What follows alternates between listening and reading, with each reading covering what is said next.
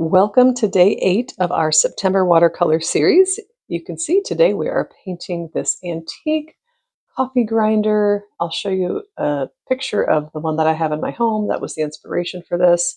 And maybe you're sensing a theme here. Last video was this stack of books with a mug on it, and the one previous to that was a kettle, tea kettle, coffee kettle, whatever you want. And this theme ends today. We're going to do something totally different in our next video, but I hope you have fun with this, and let's get right to painting. And we will go ahead and start off with paint. You're welcome to sketch it if you're more comfortable with that, but I am just going to use burnt sienna to draw a very simple rectangle.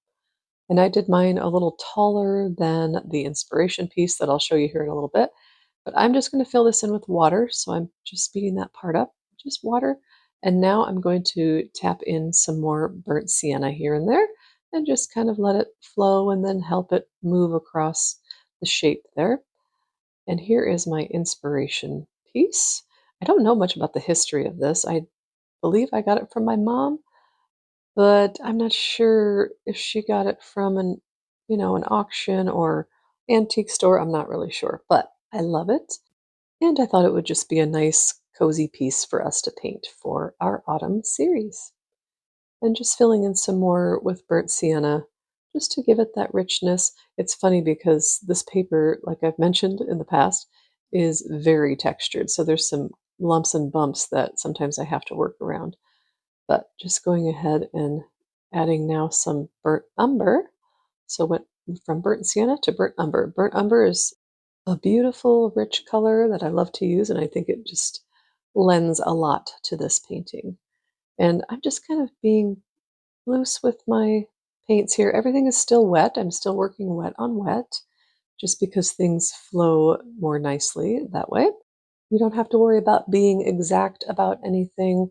We're just going to let the watercolor do the work and help it move around and create some warm, rich wooden tones, if you will.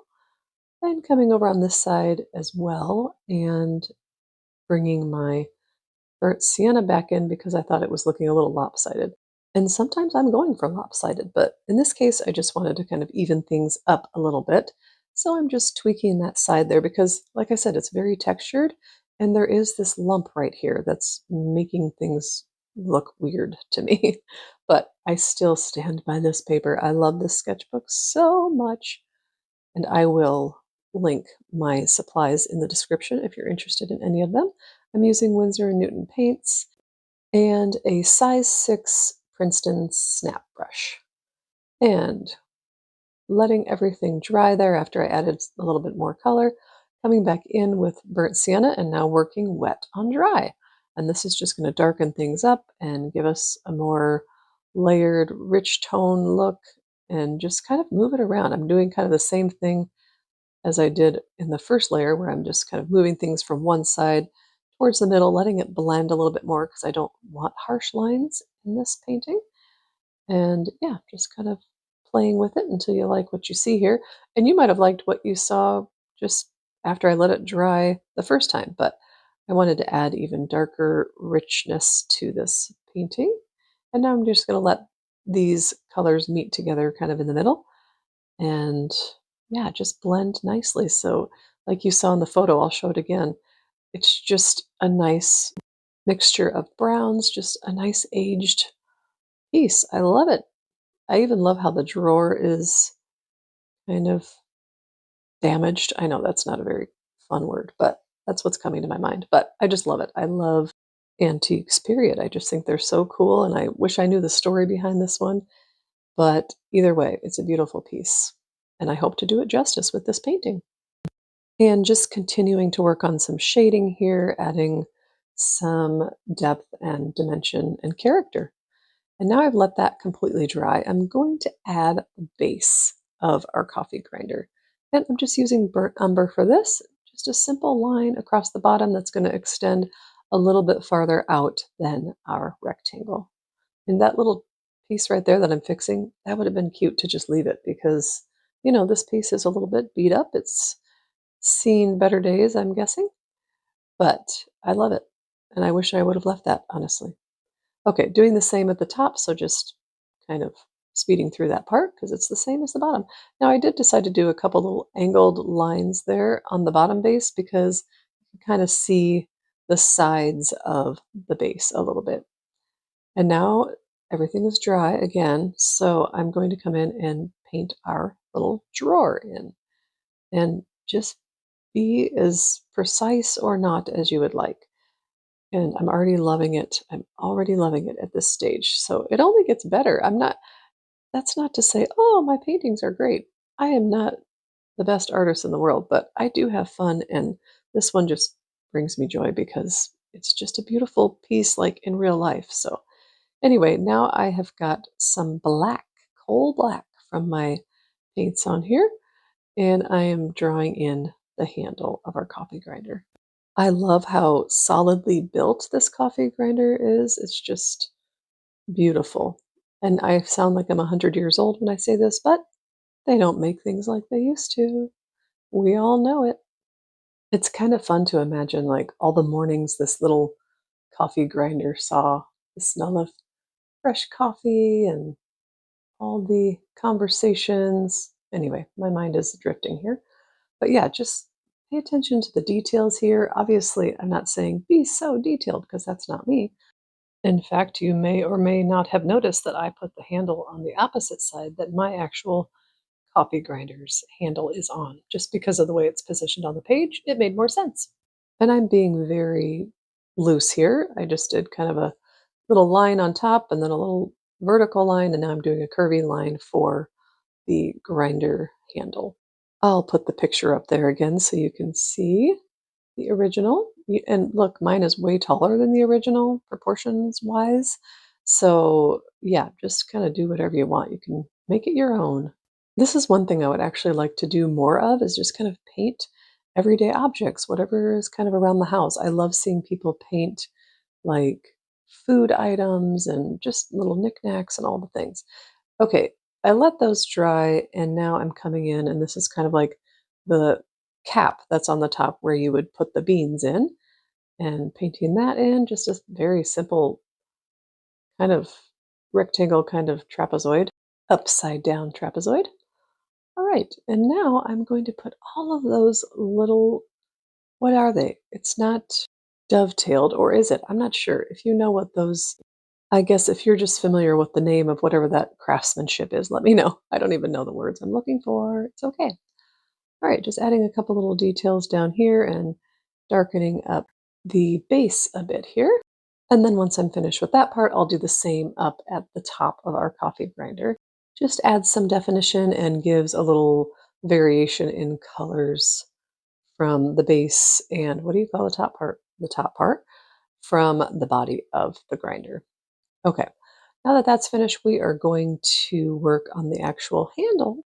Well, the knob of the handle. And this knob is quite wobbly. It could probably be tightened, but I like how that makes it wonky and gives it more character. And this actually still works. I've used it a couple of times. Actually, our son took it to show and tell in preschool. How cute is that? All right, we are darkening up the handle here, just using my black, and I'm also just adding some texture to it by leaving some of it lighter and putting some lines in there because there is texture in the handle. And darkening up all of the blacks here, just letting them pop. I think it's just a beautiful piece, and I hope you do too. And if you're painting along as usual, do not worry about making yours look exactly like mine. I've got my white gel pen now. I wasn't sure how that was going to work, but I think it did pretty well. And just going to put some burnt sienna in the middle to kind of indicate a little bit of rust before I add in our little screw. And the burnt sienna got a little too thick for me, so I added some more white to that.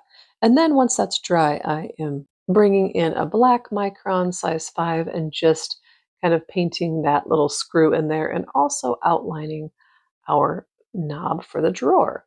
And now I'm going to outline the whole piece, and I'll speed you through this part because I'm just outlining.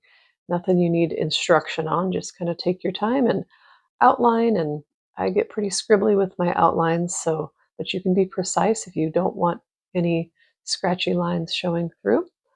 But you know me, I love the scratchy lines. And now I'm going to do something that I would not recommend, which is just going right in with pen and doing the letters. I should have gone in with pencil first, but I don't know because I don't write straight all the time, especially if if I don't have a line, I just kind of go crooked. But that's okay. And it's going to be wonky here. I do fix it a little bit here and a little bit. So I'll show you that. But yeah, there's my wonky coffee words. But you know what?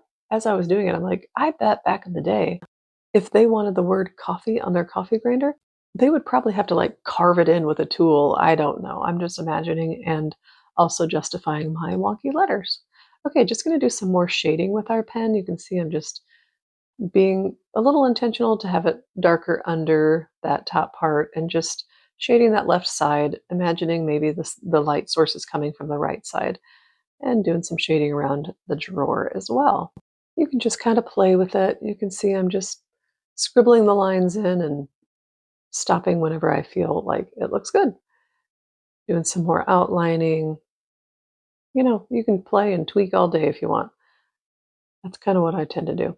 All right, now I am going to paint in a background. So initially here, I am just putting in water. There was a little blue on my brush, which is fine. Normally I would not want like blue and burnt sienna or orange to combine because it makes brown, but I want brown. So I just left it and it was fine. All right, so painting in our background, I'm going to speed that part up because it's just laying paint. And you can see it was collecting where my page kind of folds into the binding. And so I just tipped my sketchbook a bit to let that water run more towards the bottom of the page. And again, you can be as loose or as precise as you would like. I like kind of the raw edge look, as you can see with my paper itself, but also even just with putting in backgrounds. You could tape it off if you wanted a really crisp border. All right, here's where the letters bothered me enough that I'm going to try to correct them as much as I can without ruining it. Again, I wouldn't recommend because, man, wouldn't that be a bummer if I just goofed everything up? But it's all good. I would just go back to that having to carve and burn the wood somehow. Okay, we can always fix and or justify our mistakes, right? Right. And we can speed through that because I'm just tweaking away. And there she is. I hope you enjoyed this. And if you did, would you mind hitting the like button and subscribe if you're not already? It really helps these small channels out. And join me back here on Friday for day 9.